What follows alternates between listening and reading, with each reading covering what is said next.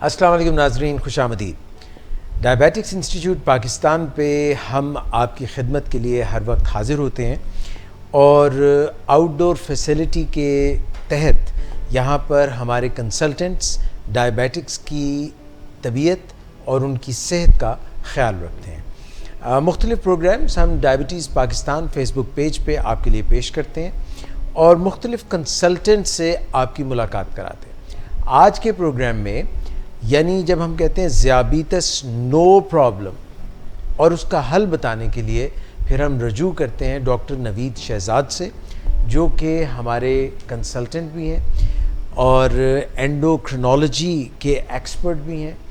اینڈوکرینالوجی آپ کو ذرا سا مشکل سی بات لگتی ہے، F C P S medicine کے بعد خاص اینڈوکرینالوجی کی یعنی کہ مختلف فیلڈز ہوتی ہیں۔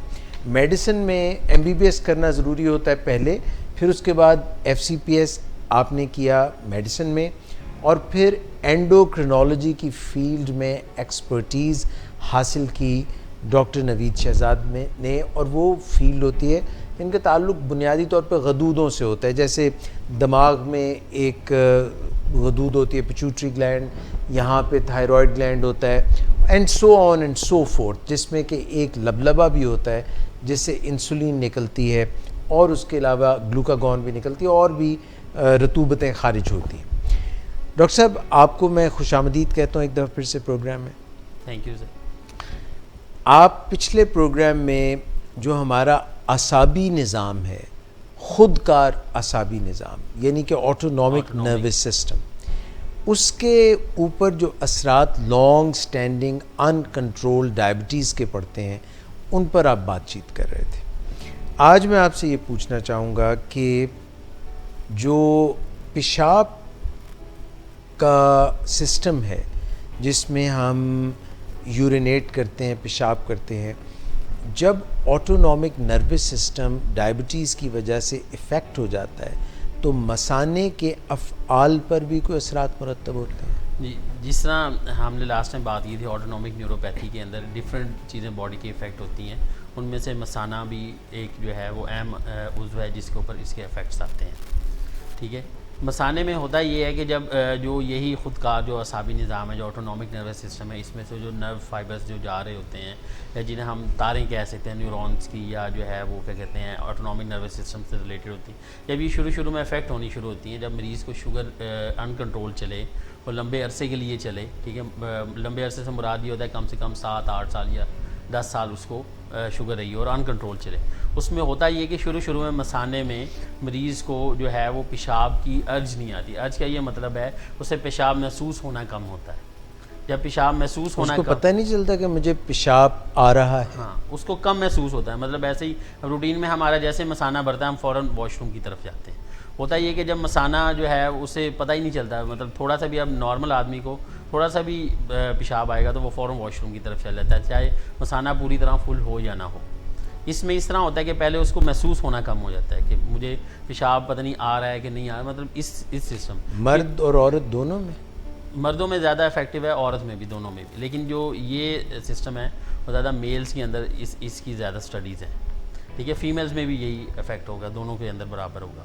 اس میں یہ ہوگا محسوس نہیں ہوگا، اس سے یہ ہوگا کہ پیشاب وہ جب بھی کرنے جائے گا تو اس سے کیا ہوگا کہ تھوڑا پیشاب آئے گا اس کو، مطلب مثانے کی تھریش پورا خالی نہیں ہوگا۔ ہاں، پورا خالی نہیں ہوگا، تھریش ہولڈ بڑھے گا، یعنی کہ ایک چیز ہے اس کا ایک لیول ہے کہ اس لیول تک وہ خاص اٹین ہوگی تو پھر ہمیں آئے گی۔ جیسے نارملی ہمیں تھوڑا سا پیشاب آئے تو ہم واش روم چلے جاتے ہیں، اس میں ایسا ہوگا کہ خاص لمٹ ڈیولپ ہو جائے گی، یعنی کہ مثانہ پورا بھرے گا صحیح طرح تو پھر ہی اسے پریشر بنے گا، ہاں پھر اس کو محسوس ہوگا تو وہ پیشاب کرنے جائے گا۔ اس سے یہ ہوگا مثانہ پوری طرح خالی بھی نہیں ہوگا۔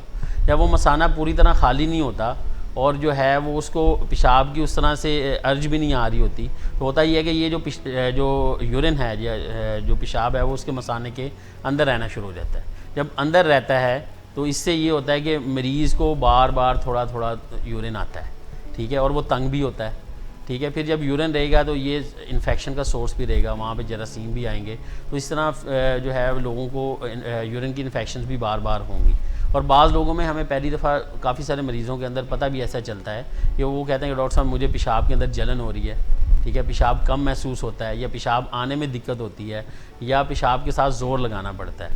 تو شروع میں کیونکہ ہمارے ہاں لوگ مریض خاص طور پہ خواتین جو ہیں وہ اس طرح کی جو ہے وہ علامتیں، ایون مرد بھی جو ہیں وہ چھپاتے ہیں، تو پتہ پہلی دفعہ ایسا ہی چلتا ہے کہ وہ کہتا ہے کہ پیشاب میں جلن ہو رہی ہے یا درد ہو رہی ہے. اس کے پیچھے اگر ہم جائیں تو ڈائبٹیز کنٹرول نہیں ہوتی، مثانے میں جو ہے وہ پیشاب رہ رہا ہوتا ہے، اور وہ بار بار جراثیم کا جو ہے وہ سورس بن رہا ہوتا ہے، اور وہاں سے اس کو انفیکشن ہو رہی ہوتی ہے. دوسری بات یہ کہ فیمیلز کے اندر ویسے بھی کیونکہ اللہ تعالیٰ نے سسٹم اس طرح کا بنایا ہے، ان کا جو یورینری سسٹم ہے کہ ان کا جو ہے شارٹ ہوتا ہے، تو اس لیے وہ انفیکشن سے زیادہ پرون ہوتی ہیں، اور ان کی انیٹمی ایسی ہے، مطلب اللہ تعالیٰ نے ساخت ایسی بنائی ہوئی ہے کہ اس کے اندر انفیکشنز ہونے کے چانسز بھی زیادہ ہوتے ہیں. تو اس لیے ان میں ہو سکتا ہے کہ ہمیں زیادہ جلدی پتہ چل جائے.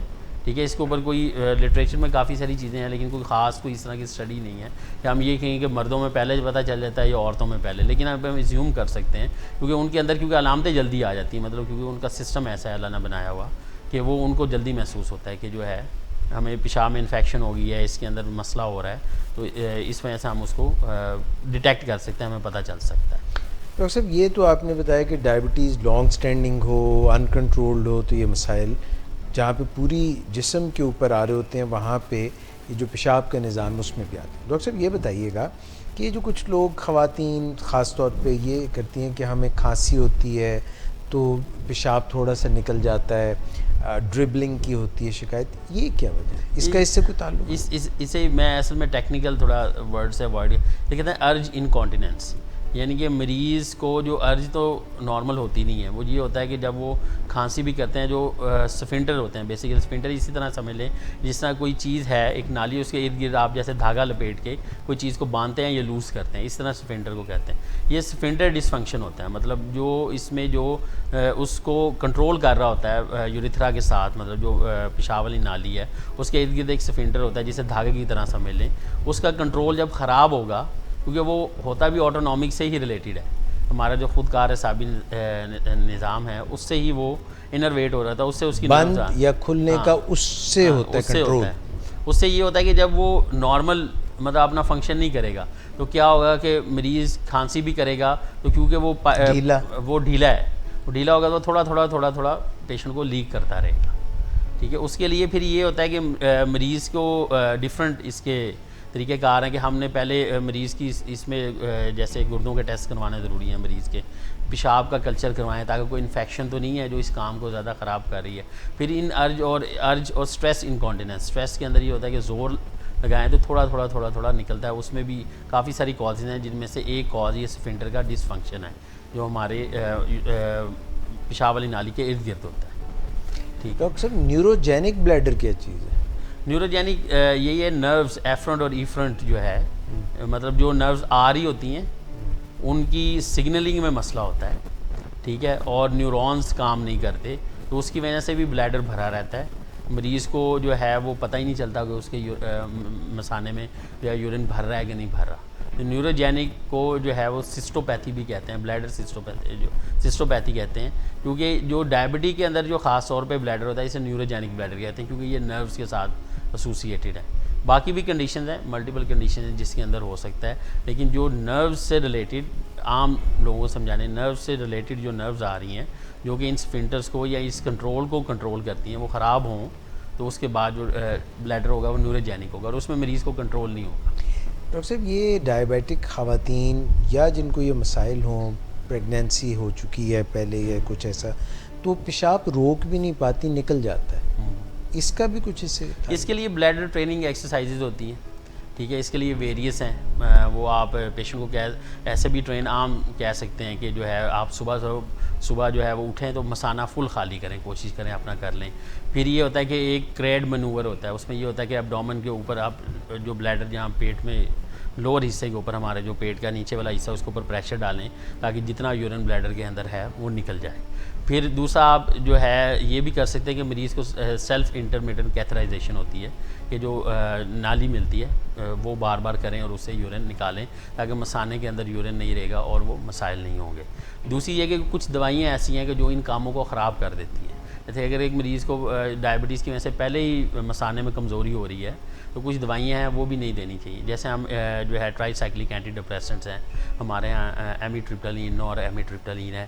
اسی طرح جو ہے کیلشیم چینل بلاکرز ہیں ہمارے, جو کہ جیسے سوویسک, نورویسک اس طرح کے ہیں. یہ جو ہے وہ کیا کہتے ہیں, بلڈ پریشر کے لیے ہم دیتے ہیں. الفا 1 جو ایڈرینوسیپٹر بلاکرز ہیں جیسے ٹیمسولین ہے, ٹیمسول وغیرہ, یہ کیا کہتی ہیں کہ یہ ونٹر کو اور ریلیکس کر دیں گے. جب وہ ریلیکس کریں گے تو وہ اندر ہی یورین رہے گا. اس طرح اینٹی کولینرجک ڈرگس ہیں جیسے اینٹی سائیکوٹک ہم دیتے ہیں پیشنٹس کو. ٹھیک ہے, تو یہ والی ڈرگس اگر ہم ان سے اوائڈ کر لیں تو کافی حد تک مسائل بہتر ہو جاتے ہیں. اور سوری آپ کی بات کر رہا ہوں, سب سے اہم یہ کہ یورولوجسٹ کو آن بورڈ ضرور لیں اس میں, زبردست, تاکہ وہ یورو ڈائنامک اسٹڈیز اور بلیڈر, یورو ڈائنامک اسٹڈیز یہ ہوتی ہیں کہ بلیڈر کے فنکشن کو دیکھنے کے لیے ہوتی ہیں کہ بلیڈر کس طرح فنکشن کر رہا ہے. تو اب ڈاکٹر صاحب تھوڑا سا مردوں کی بات کرتے ہیں کہ جو مردوں کی عمر بڑھتی ہے, ڈائبٹیز سے ہٹ کے بھی, ڈائبٹیز کی بات نہیں کر رہا, تو ان کو بھی پیشاب کے, کچھ مردوں کو غدود جو ہوتی ہے پروسٹیٹ, اس کا سائز بڑھنے سے پرابلمز آ جاتے ہیں. تو یہ ڈائبٹیز اور یہ مل کے بھی کچھ خرابی کر سکتے ہیں؟ بعض کا دونوں چیزیں بھی ہو سکتی ہیں. یعنی کہ پروسٹیٹ یہ کہ ایج ریلیٹڈ ہے, مطلب جیسے جیسے ایج بڑھے گی تو وہ آٹومیٹیکلی ہو سکتا ہے. دونوں ایک ساتھ بھی ہو سکتی ہیں, دونوں اکیلے بھی ہو سکتی ہیں. اور اگر دونوں مل جائیں تو آپ پھر زیادہ مریض کے لیے تنگی ہو جاتی ہے. پھر یہ کہ پروسٹیٹ کے لیے یورولوجسٹ سے کنسلٹ کرے, اسے کہیں کہ پروسٹیٹ کی یا سرجری کرے یا اسے ریسیکشن کرے, کم کرے, جو بھی وہ ٹیکنیک ہے.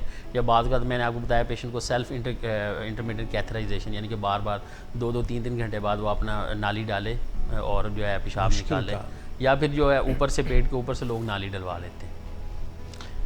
اچھا ڈاکٹر صاحب, کیونکہ ہم ایسے حساس جو عضو ہیں ان کی بات کر رہے ہیں, سیکشول ڈسفنکشن بھی دیکھا جاتا ہے مردوں میں. پہلے بات کر لیتے ہیں کہ کیا سیکس کے حوالے سے اور جو تولیدی نظام ہے اس کے حوالے سے بھی کوئی لانگ سٹینڈنگ ان کنٹرول ڈائبٹیز میں مردوں میں پرابلم دیکھنے میں آتی ہے؟ ہاں, مردوں کے اندر کافی ساری جو ہے ایشوز آ سکتے ہیں. ان میں سے ایک یہ ہے کہ اریکٹائل ڈسفنکشن ہمارے یہاں بہت کامن ہے.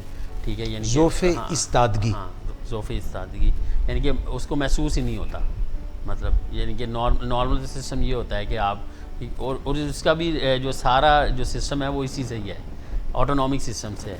ٹھیک ہے, اس میں سمپیتھیٹک پیراسمپیتھیٹک دونوں کیونکہ انوالو ہوتے ہیں. یعنی کہ جو جسم کے سسٹم کو اپ بھی کرتا ہے اور ڈاؤن بھی کرتا ہے, دونوں فائبرز جو ہیں, دونوں طرح کی جو ہے وہ فائبرز اس میں کام کر رہے ہوتے ہیں. تو اس لیے الیکٹرائل ڈسفنکشن بڑا کامن ہے میلز کے اندر. اریکشن نہیں ہوتی. ہاں, اریکشن نہیں ہوتی, پارشل ہوتی ہے, پارشل بھی ہو سکتی ہے, نہیں بھی ہوتی. ٹھیک ہے, اور یعنی کہ اس کی جو عام زبان میں یہ ہے کہ جو ہے وہ اپنا جو ہے وہ سیکشول جو ہے انٹرکورس ہے وہ پرفارم نہیں کر سکتا. اسی کو مردانہ کمزوری کہتے ہیں. مردانہ کمزوری میں ڈفرینٹ اینٹیز آ جاتی ہیں. دس از ون آف دا جو ہے وہ کیا کہتے ہیں, یعنی کہ جو فرٹیلیٹی ہے اس پہ افیکٹ نہیں ہوتا, پرفارمنس آف انٹرکورس پہ فرق پڑتا ہے. انٹرکورس پہ جب پرفارمنس انٹرکورس نہیں ہے تو automatically it leads to infertility. اس کے اوپر ہم انشاءاللہ ایک جو ہے وہ, بیکاز یہ بہت سینسٹیو بھی ٹاپک ہے اور کافی لینتھی ٹاپک ہے, یعنی کہ میل سیکشول ڈسفنکشن کیا ہوتا ہے, اس کے اوپر ہم انشاءاللہ ایک پورا پروگرام کریں گے ان فیوچر انشاءاللہ, تاکہ لوگوں کو اس کے بارے میں پتہ بھی چلے. اور کیونکہ یہ سٹگما ہے ہمارے یہاں بہت زیادہ, تو اس سٹگمے کو بھی تھوڑا سا ریموو کرنے کی کوشش کریں تاکہ لوگ اپنے جو فزیشین ہیں یا اینڈوکرائنالوجسٹ ہیں, ڈائبٹالوجسٹ, اس سے تھوڑا اوپن اپ ہوں.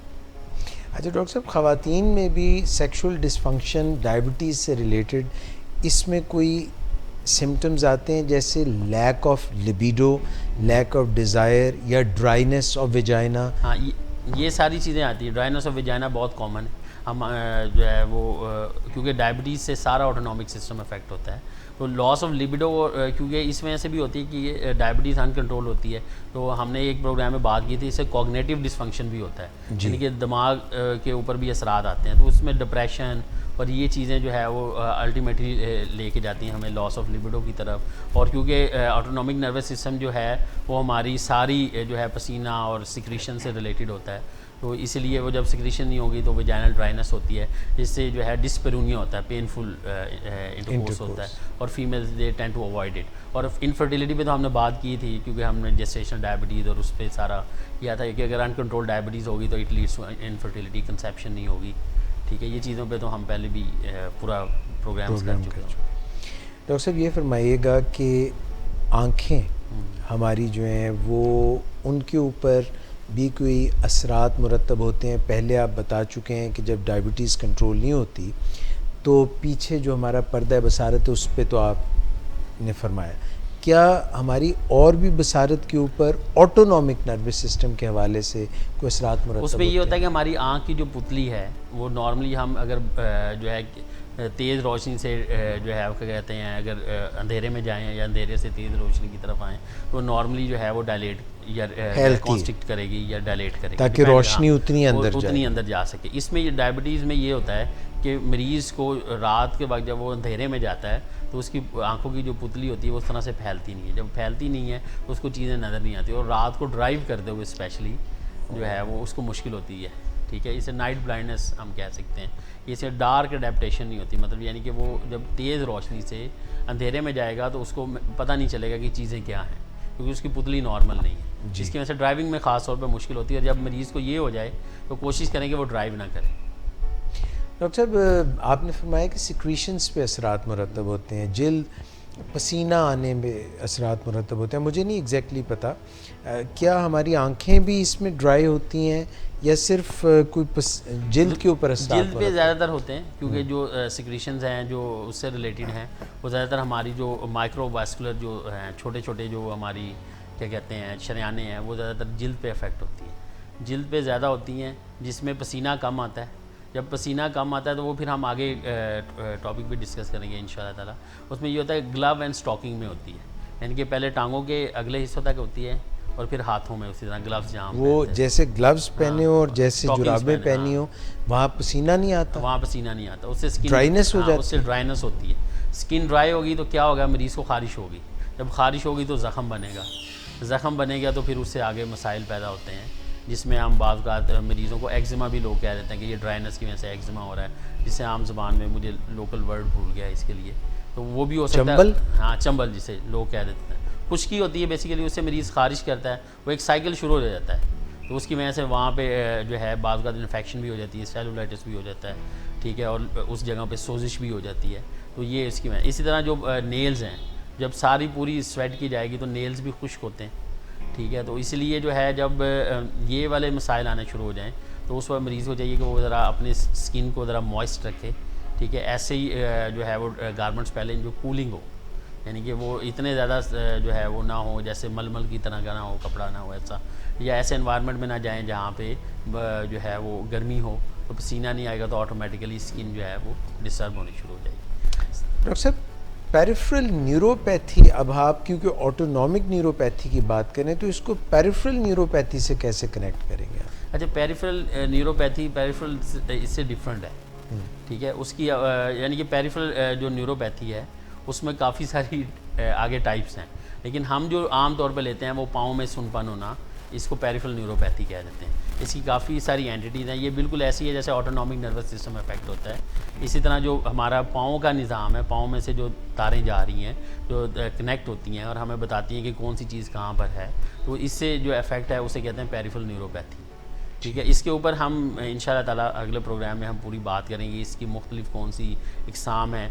ویسے میں یہ بتا رہا ہوں کہ یہ ڈیولپ کنٹریز میں زیادہ ہوتی ہے جو پیریفرل نیوروپیتھی، اور almost 50% of the patients 50% of the patient جو ڈائبٹیز کے ساتھ ہیں وہ جو ہے وہ اس پیریفرل نیوروپیتھی کے ساتھ آتے ہیں جسے پاؤں کا سن پن ہونا ہے. ٹھیک ہے، آٹونومک تو ابھی ہم نے ڈسکس کر لیا. پیریفرل کو ہم انشاءاللہ تعالیٰ اگلے پروگرام میں اس کو کن مریضوں میں دیکھنا چاہیے، کیسے کرنا چاہیے، کیسے ٹریٹمنٹ ہوگی، کیسے بچا سکتے ہیں، یہ ہم انشاءاللہ اگلے پروگرام میں کریں گے. بالکل ٹھیک ہے ڈاکٹر صاحب، آپ کا بہت شکریہ. Once again thank you very much. 2 programme آپ کی طرف ڈیو ہو گئے ہیں. ایک اریکٹائل ڈس فنکشن کے اوپر آپ نے زیادہ ڈیٹیل میں بات کرنی ہے اور دوسرا آپ نے پریفرل نیوروپیتھی پہ بات کرنی ہے. تو یہ انشاءاللہ اگلے کچھ پروگرامز میں میل سیکشول ڈس فنکشن پورا ہم کر لیں گے، not only the erectile dysfunction, جس میں میل سیکشول ڈس فنکشن، جس میں ساری چیزیں آئیں گی، جس میں سارے ایشوز ہم انشاءاللہ تعالیٰ اس کو ڈسکس کریں گے. Once again thank you very much doctor Naveed Shahzad.